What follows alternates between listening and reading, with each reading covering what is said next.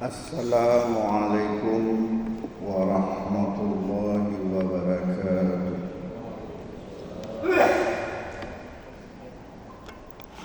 Innal hamdalillah nahmaduhu wa nasta'inuhu wa nastaghfiruh wa na'udzu billahi min shururi anfusina wa min sayyiati a'malina. من يهد الله فلا مضل له ومن يضلل فلا هادي له. اللهم صل وسلم وبارك على محمد وعلى آله وأصحابه أجمعين. Hamba Allah jamaah Masjid Taqwa Muhammadiyah Banda Aceh yang dimuliakan oleh Allah. Ya, jadi ini saya rekam ya. Jadi jangan banyak tanya, nanti terekam. Saya rekam. Dan channelnya. Jadi pada pertemuan yang dulu punya teman, saya membahas tentang menjadikan rumah seperti kuburan. Menjadikan rumah seperti kuburan. Padahal Nabi melarang menjadikan rumah seperti kuburan. Dan maksudnya seperti kuburan, di rumah itu banyak setannya. Kata Nabi, la taj'alu buyutakum al-maqabira. Jangan jadikan rumahmu seperti kuburan, angker. Fa inna syaitan yanfiru minal baiti tuqrahu fihi suratul al-baqarah. Sesungguhnya syaitan akan lari dari rumah yang sering ngaji di rumah itu, khususnya surat al-baqarah. Itu pembahasan yang lalu. Tapi oleh saudara kita yang bernama Ustaz Muhammad Asyikin, sekarang judulnya kita balik Ustaz. Ya kan? Jadi kalau dulu menjadikan rumah seperti kuburan, sekarang kuburan dijadikan rumah. Kuburan dijadikan rumah, sama-sama dilarang oleh Nabi. Ya, menjadikan rumah seperti kuburan dilarang, menjadikan kuburan seperti rumah juga dilarang. Apa bukti dilarangnya? Coba perhatikan hadis ini yang sama-sama kita sudah ketahui. Hadis diriwayatkan oleh Imam Muslim dan lainnya dari sahabat Jabir bin Abdullah. Kata sahabat Jabir bin Abdullah radhiyallahu anhu, naha Rasulullah sallallahu alaihi wasallam ayyassasa 'alal qabri wa ayyu'ada 'alaihi wa ayyubna 'alaihi. Kata Jabir, Nabi melarang keras mengecat kuburan, membuat keramik, membuat warna-warna. Itu tanah kuburan kita di sana sudah mulai kena penyakit itu. Kapan tak bongkar? Dah ada yang taruh apa namanya itu. Padahal kita ingin jadikan itu kompleks kuburan percontohan menurut sunnah. Dah, kata Nabi apa tadi? Kata Jabir, naha Rasulullah sallallahu alaihi wasallam ayyassasa 'alal qabri. Nabi melarang keras mengecat kuburan, mempercantik kuburan. Apa dah percantik? Tahu kalau ni? Wa ayyu'ada 'alaihi, Nabi juga lebih melarang duduk di kuburan. Kadang-kadang waktu kita pergi menguburkan mayat, alah kasih sikit udah duduk aja, ada tanah nonjol sikit duduk, enggak boleh. Wa ayyubna 'alaihi, Nabi juga melarang membangun apapun di kuburan. Membangun apapun di kuburan, ayyubna 'alaihi. Makanya kuburan Baqi di Saudi, kuburan sebagainya kuburan para sahabat, coba lihat, tak ada didirikan bangunan. Nah, apa makna rumah? Ya, rumah itu artinya ya yang dibangun itu rumah. Enggak ada rumah yang enggak dibangun. Nah, itulah kira-kira hamba Allah. Jadi sama-sama dilarang, sama-sama Nabi melarang. Pertama, Nabi melarang menjadikan rumah seperti kuburan. Banyak setannya, khususnya setan dari jenis manusia. Kemudian juga Nabi melarang menjadikan kuburan sebagai bangunan, sebagai adat, sebagai rumah. Kemudian hamba Allah, kita jelaskan sedikit. Yang pertama itu pengantar. Tapi pengajian kita nggak lama. Pengajian saya nggak pernah lama. Ya. Kenapa? Karena bahannya sedikit. Nah, bahannya sedikit nggak lama. Kalau bahannya banyak lama. Dah. Yang pertama, apa itu kuburan? Kuburan sebenarnya ya itu hanya istilah tertentu yang tidak mengikat. Karena ada juga orang ya kuburannya di perut ikan hiu, dia ditelan oleh ikan hiu. Lantas apakah dia enggak kena nikmat kubur atau azab kubur? Ada orang kadang-kadang dibakar. Apa namanya istilah dalam agama itu? Kremasi ya. Ya, kremasi. Dia tetap berada di kuburan. Makanya kuburan ini sebenarnya yang hakikat sebenarnya adalah alam barzakh. Jadi siapapun yang meninggalkan dunia ini, apakah dikubur di tanah atau bukan, dia berada di alam barzakh. Allah berfirman dalam surat Al-Munafiqun atau Al-Mu'minun ayat 100. Wa min waraihim barzakh ila yaumi yub'atsun. Di depan mereka ada dinding, ada barzakh dinding hingga hari kebangkitan. Jadi yang nama dinding itu enggak balik. Ini ada paham roh orang mati balik datang ke rumah, lantas kasihlah makan, dibuat kenduri. Ini bukan ajaran kita, ini ajaran Hindu. Namanya apa? Reinkarnasi, apalah istilahnya, ruh balik. Ada orang meninggal, lantas ada juga kasus di kalangan kita begini. Ada orang meninggal, katakanlah meninggalnya siapa?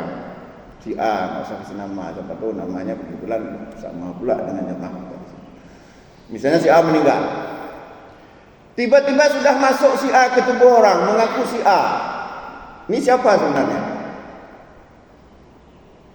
Kan pernah jadi kan? Ketika ada orang meninggal, katakanlah si A, tiba-tiba pada orang kemasukan ngakunya si A. Nah, gimana nih? Ini siapa sebenarnya? Yang masuk itu siapa? Yang ngaku si A itu siapa? Nah, macam-macam keyakinan di masyarakat. Karena masyarakat kita itu dipengaruhi oleh berbagai macam keyakinan, animisme, dinamisme, Hindu, Buddha dan lain-lain.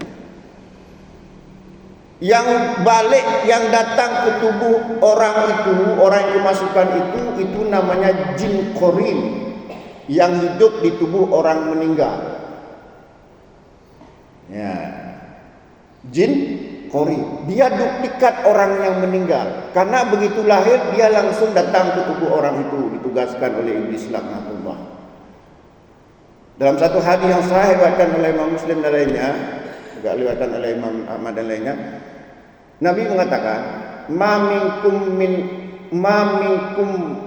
li ahadin illa wukila bihi qarinuhu minasyaitan. Dalam riwayat lain dikatakan qarinuhu minal jin. Tidaklah salah seorang di antara kalian melainkan dalam tubuhnya itu ada jin bernama Korin.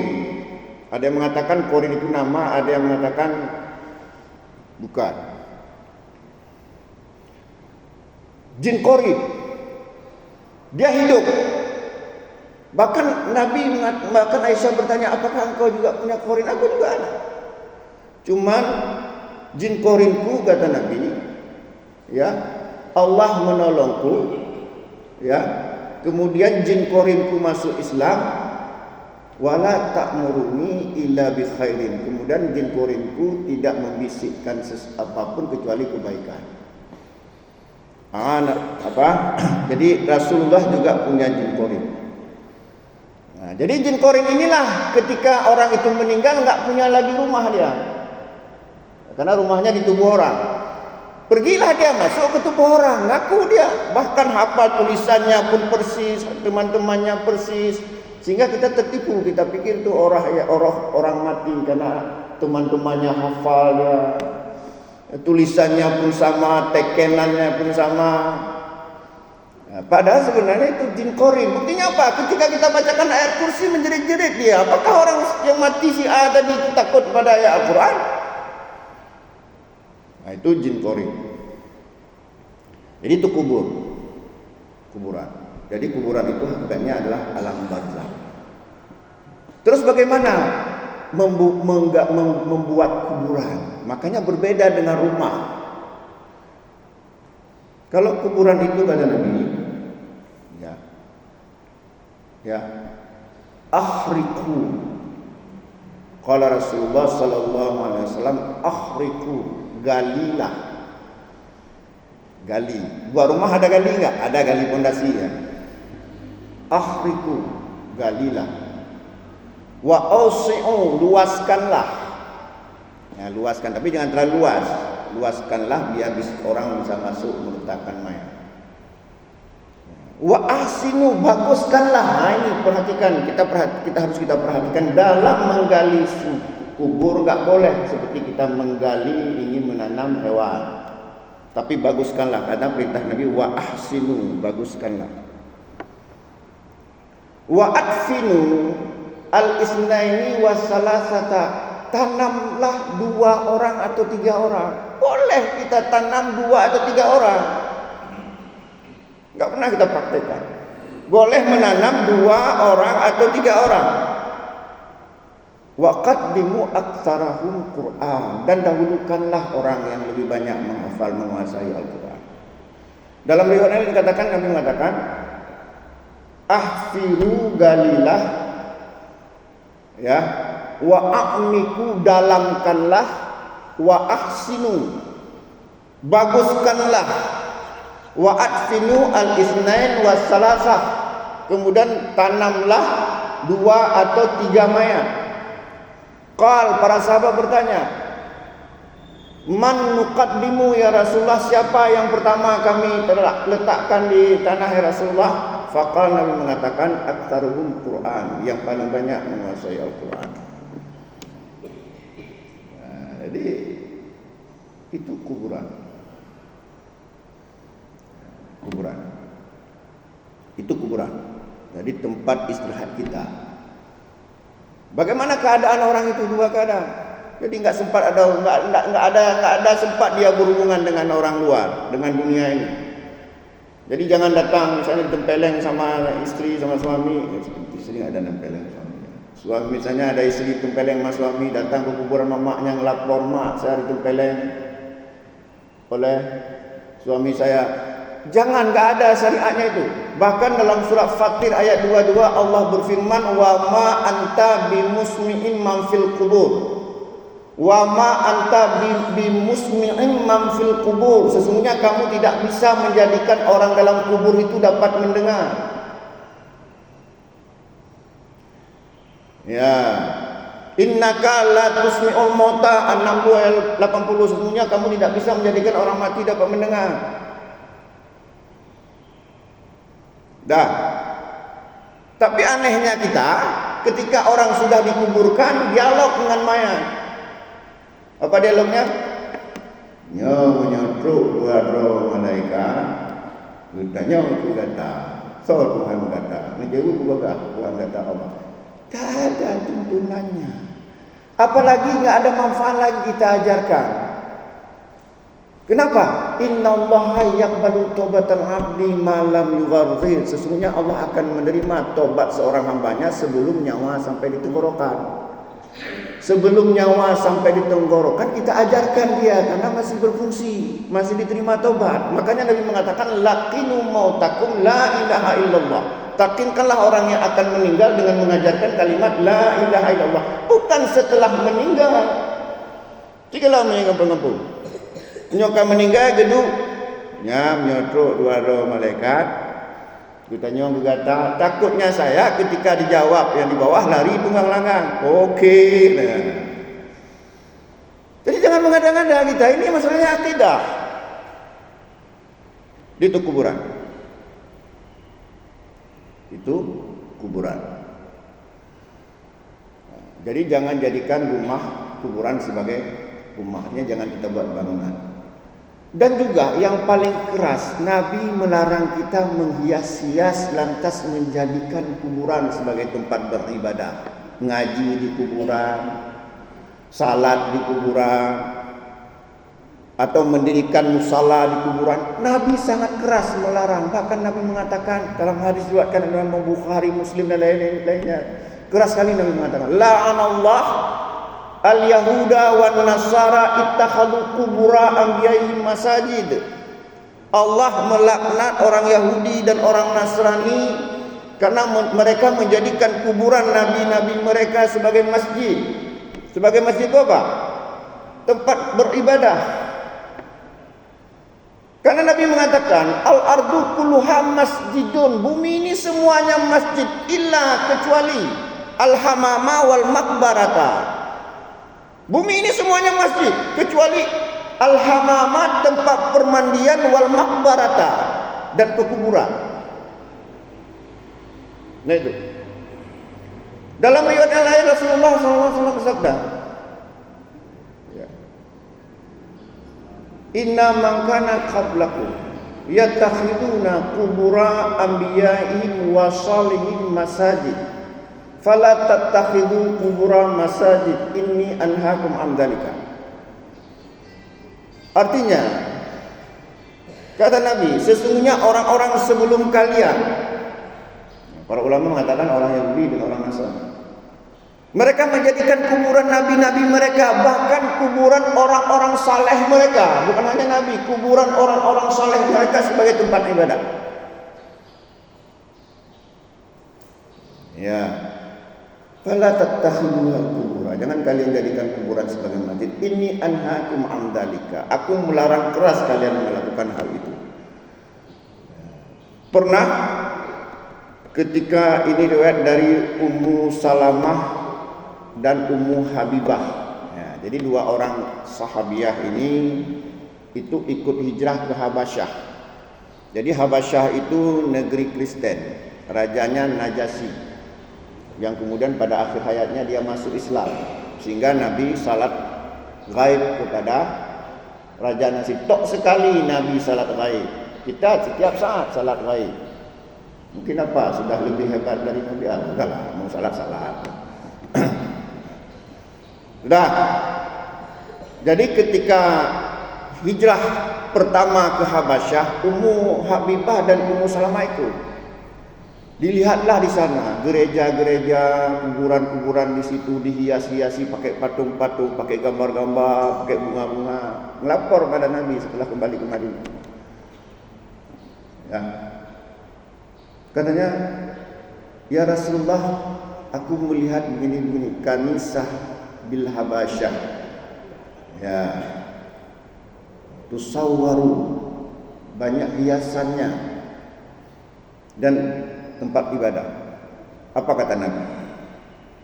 Ulaika, mereka itu adalah idza mata fihimur rajulus salih, jika meninggal orang salih di kalangan mereka, banu ala qabrihi masajid, mereka membangun di kuburan mereka tempat ibadah.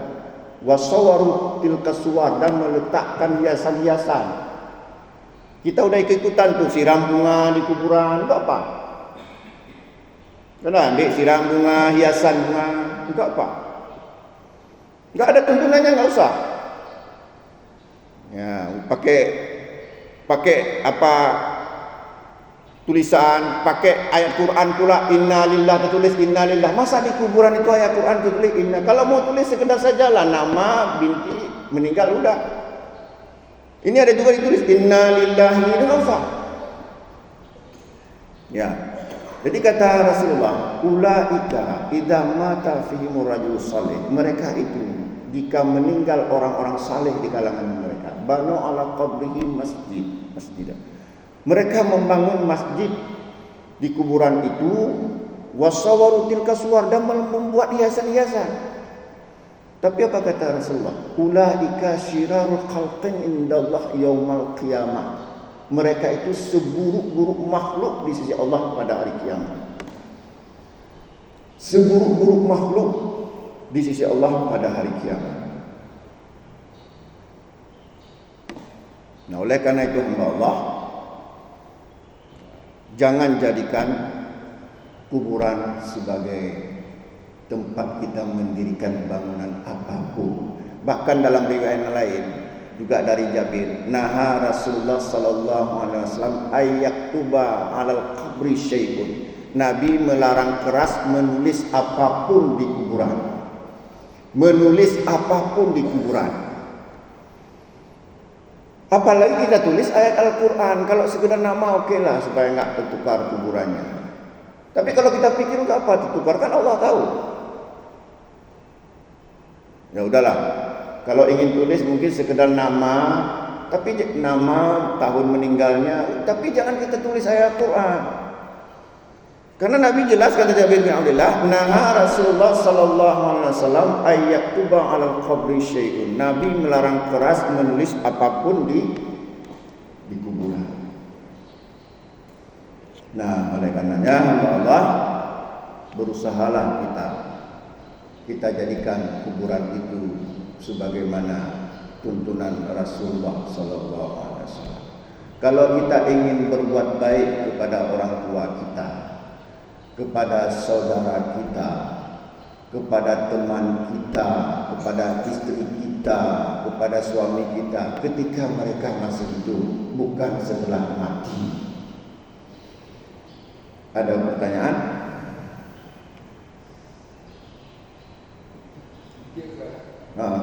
Kalian coba. Silakan. Waalaikumsalam.